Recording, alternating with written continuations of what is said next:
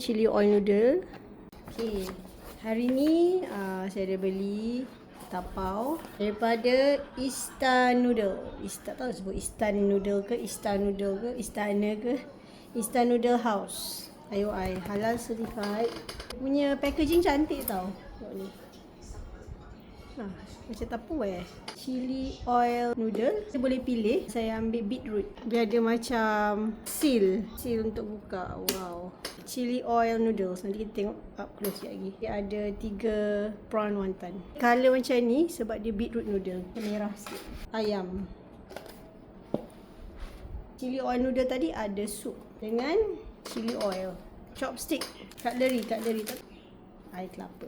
Chili oil noodle. Chili oil. Instant Noodle House, IOI. Ayam goreng juga. Harga dia taklah mahal pun. Belas-belas je. Ni first time saya try instant noodle ni. Tapi cutlery dia, dia bagi sudu dengan chopstick. Congkak gigi pun ada.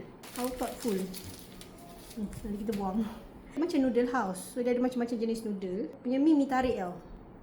Dia boleh pilih ada carrot noodle lah, squid ink noodle, original noodle, macam-macam noodle ada. Dia ada sayur, 3 dumpling udang dengan telur rebus, dengan chili oil, dengan sup. Saya try rasa tanpa letak chili oil. Bismillahirrahmanirrahim.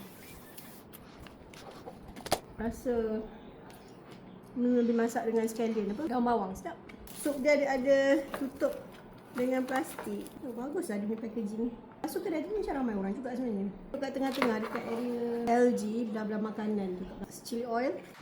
I love chili oil. Nak. Mari masuk ke dalam saya punya. Rasa apa? Ini ialah chili oil noodle. Beetroot. Bismillahirrahmanirrahim. Beetroot? Nak rasa apa? Rasa macam air kelapa.